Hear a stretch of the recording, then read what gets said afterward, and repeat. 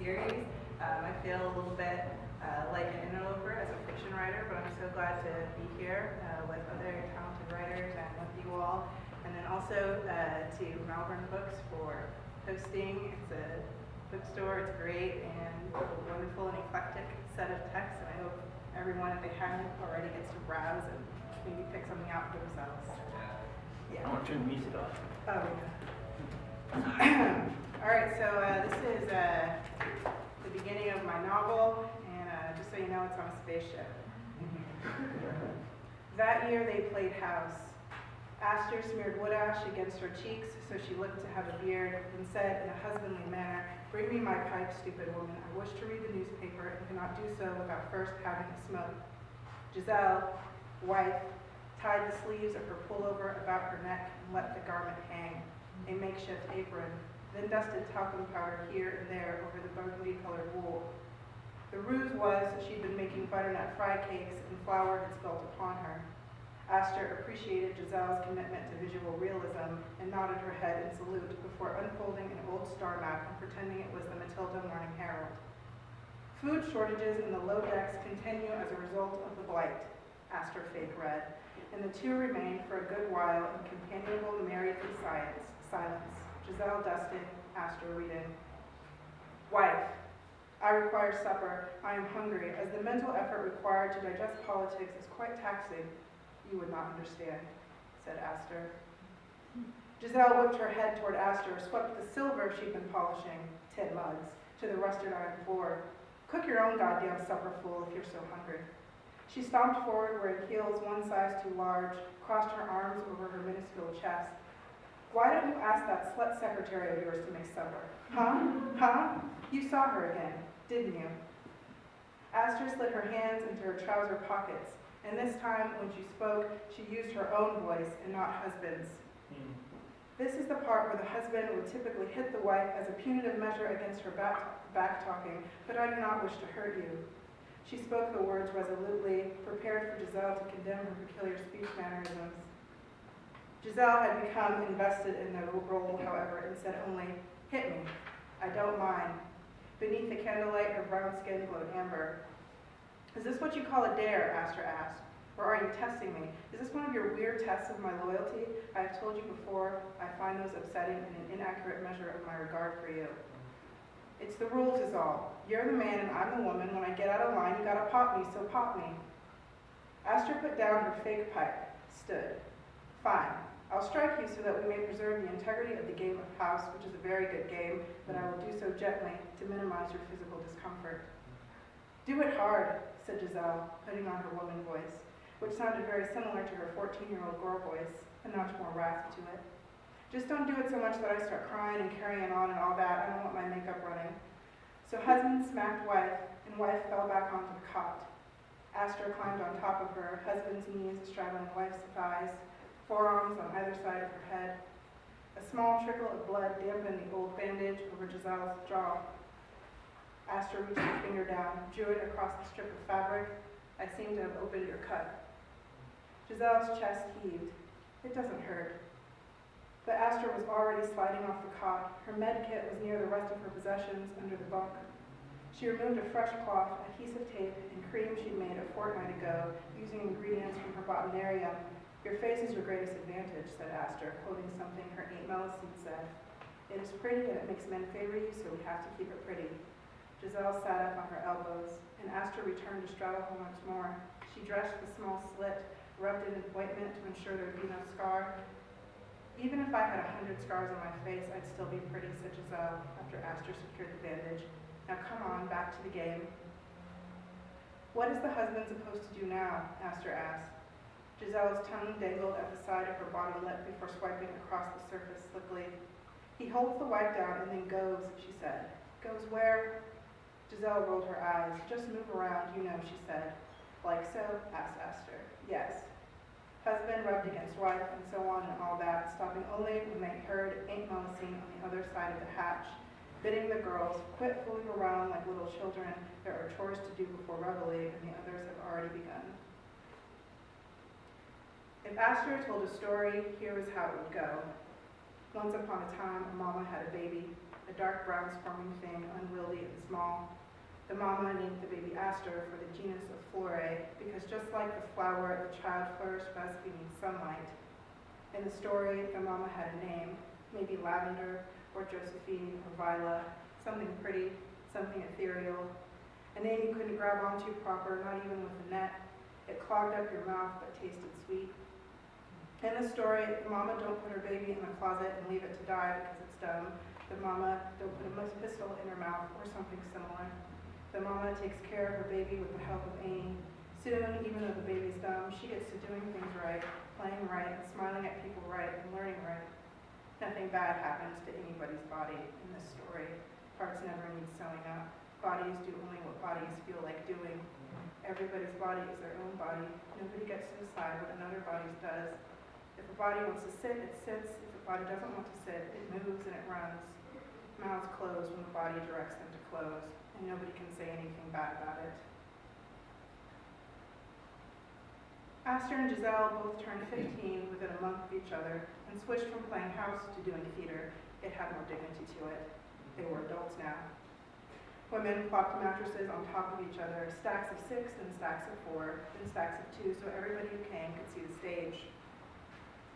They did it in the scullery, biggest cabin in Quarry Wing, except for the galley kitchen next door, which was too narrow to put on a proper play.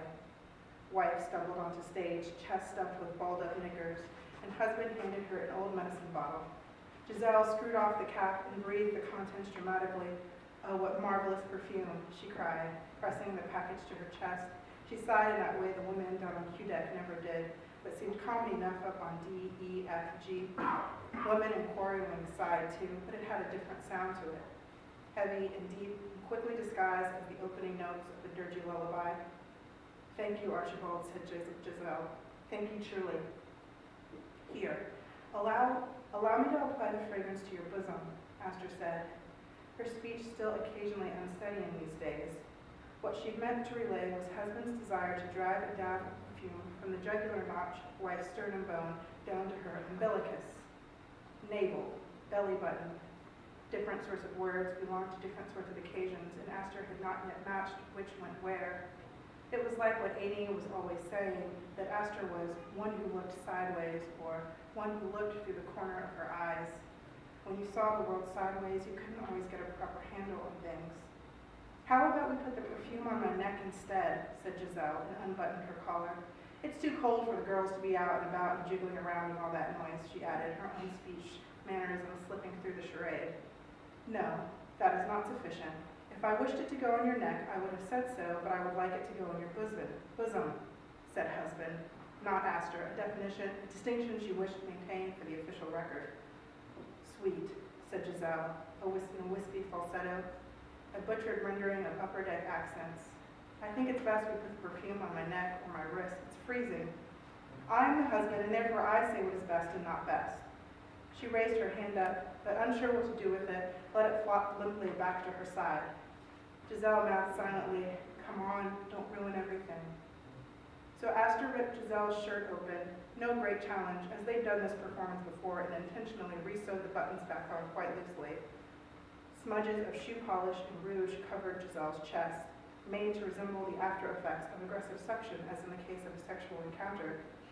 "It's not what you think," said Giselle, cowering, pulling up the lapels of her shirt in an attempt to conceal her exposed body. She dipped her fingers into a nearby pail of water, smeared liquid across her cheeks. Those were her tears.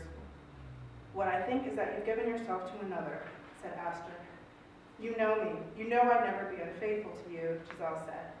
Aster grabbed the bottle of perfume from Giselle and threw it against the wall. Glass exploded into fragmented crystals, and the audience gasped, some women pressing their palms to their mouths to suppress screams. "Women like you are the reason we're stuck on this glorified soup can. How many times did you," and Aster paused, struggling to say the word, "fuck him? Each time you went on your knees, that's another year added to our journey. Was it one time, two, 50? 50 years. 50 more years at least until Matilda reaches the promised land. You've made this gulf of sin. You've made it," Aster said. She sometimes liked to imagine the words they played in these games were true, that all the bad things she'd ever done was the fabric of the cosmos itself, the gulf of sin, like they called it. Even though she knew science, space was not sin, it was a vacuum. It was nothingness. Archibald, try to understand. Please, Giselle begged. Archibald did not understand. He took off his belt, folded it in half, and went at Giselle's back. Though they'd layered cardboard under her blouse earlier, Giselle called out and screamed, and then whimpered, and then whined, and then squeaked, until an endless silence rocked the audience into applause as Giselle took her fake last breaths. Astor's heart thumped, like it always did, but she noticed it more so now. Giselle? Giselle? Yeah, she asked, resurrecting from the fake dead to take a bow. But Astor had nothing to ask, just longed to break the silence. The day Astor learned to talk, she was 8 years old, and Aunt Melusine was telling a story. One warm summer evening, Amy said. What's that? A little girl named Nella asked. Astor knew all about it. Summer was when? Well, first to understand, you had to know that there was the big lighthouse. It twirled and twirled like a ballerina, trying to impress the great star. One twirl was equal to a day. One dance, which was lots of twirls added up together, was equal to a year. The year had 4 quarters, and when the great star shone greatest and longest, its way of telling the big lighthouse she favored it, that was known as the summer quarter. Astor, you got something you want to say? Aunt Melusine asked. Astor rocked, bit her lip, stared at the little puppet theater Amy was using to act out the story. Come on and say it. Just open up your mouth and speak, say a sentence. Astor hummed a gurgled, low-pitched noise, and Nella, along with some of the other girls, began to laugh. They got nipped with Aunt Melusine's switch, little welts appearing on her arms. Do I laugh at you even though your face is ugly as sin? Amy asked Nella, and hit her again with the branch until Nella started to cry. I asked you a question. No, ma'am, you don't, said Nella. It's not right to make fun of someone for the way the heavens made them. Do the stars laugh at the planets, the bee at the sunflower, and so forth? Huh, child? No. So stop taking joy in the plights of others like the bad men. Are you a bad man? She said, and clutched the switch so that her pink palms turned white. I'm not a bad man, Nella said. Are you sure? I'm sure. I'm nothing like them. She'd stopped crying now, her chest puffed out like the breast of a hen. So what do you say to Astor? Asked Amy. Nella looked at Astor with wet eyes. What's the point of saying sorry? She's too dumb to understand anything I say anyway. So Aunt Melusine started to beat her full on, right on her bare bum with her hand. Nella's drawers bagged around her knees and her shirt hiked up, and it was like all the choked silences inside of Astor unchoked themselves at once. No, she said, between smacks. All the girls stared. One of the older ones, Junebug, had to restart the braid she'd been working on in Faye's hair. I knew you were always faking it, said Giselle, to get out of reciting Bible verses. Astor, satisfied that her utterance achieved its desired goals, Amy had indeed stopped. She spoke again. Please cover her, as she clearly doesn't wish to be exposed, and it's impolite to make someone be naked when they'd rather not be. Amy held fast to the switch, but helped Nella off her lap. Get dressed, she said. Nella pulled her drawers, stockings, and skirt up, readjusted her blouse. She ran out the cabin, pushing past the others. Now for the rest of the story, said Amy. But Astor was too busy touching her lips, clicking her teeth together, understanding that the next time someone wanted her to do something she'd rather not, she would simply say, no, I do not wish to, and it would be so. Last section. At 15 years old, they still had dolls, tiny and carved from wood. Giselle sewed pretty church clothes for them, made out of fabric stolen from the wardrobe of upper-deckers. She used her thumb as a dress form. Astor outfitted a tiny doll in a cardigan and a long plaid skirt. She pretended the figurine was a very clever and important lady. The doll woman's bunkmate saw fit to host a ball in her honor. Astor placed the doll in front of a spool of thread, which was to be the doll woman's podium. As a result of Dr. Doll's research and expert mastery of astromatics, the HSS Matilda has found a habitable planet. No longer are we to wander the heavens homeless, said the doll with blue corduroys. You are so stupid, Giselle said. She'd been in the corner till now, next to the radiator that didn't radiate. I don't care if you think I'm stupid. I will continue to do what I do without consideration for your opinion. Not everything has to be husbands and wives. My game's better, said Astor. She was tired of playing men. She hated them even more than they hated her. Giselle sat down, legs crossed, elbows upon her knees. Fine, I'll play your boring game. Who can I be? She picked up one of the wooden figurines, thumbed its juts and curves. How about I be your rival, Professor Doll? Professor Doll believes Dr. Doll is stupid if she thinks anybody is ever getting off the ship. She's going to set a bomb off at your stupid ball and blow everyone up. Giselle scurried, then came back, this time with a matchbox. Explosives, she explained. If Professor Doll bombs the ball, she will no doubt destroy all of Matilda, said Astor. Good. Matilda is shit. Giselle rummaged through a shoebox to find a suitable outfit for Professor Doll. She chose a sparkling red dress that left much of the wood on the figurine exposed. Your Professor Doll does not seem appropriately dressed for the function in question. The security dolls will notice her attire and realize something is amiss, thwarting your plans, said Astor. Professor Doll distracted them with her doll tits. These dolls have no tits, nor any external anatomy in line with the human form, said Astor, and she ran her pink pointer finger along one of the sexless wood figures. They do not even have mouths. You two are such babies, another of the bunkmates said, returning to the cabin. She was 17, engaged to a mid-deck man, and saw fit to boast about it all the time, about how she was going to be a kept woman and will be protected and bear beautiful children. I'd rather be a baby than a stupid twat, said Giselle. Professor Doll set the bomb off. Giselle simulating the explosion by throwing little doll bits everywhere. Astor saw Dr. Doll fly into the air, dead as a thing that never lived could be, and it was fine because Dr. Doll liked space and didn't mind so much being hurled forever into the cold, especially if it meant no longer having to give speeches at these functions. She hated oration, it was tiresome. Thank you. Yeah.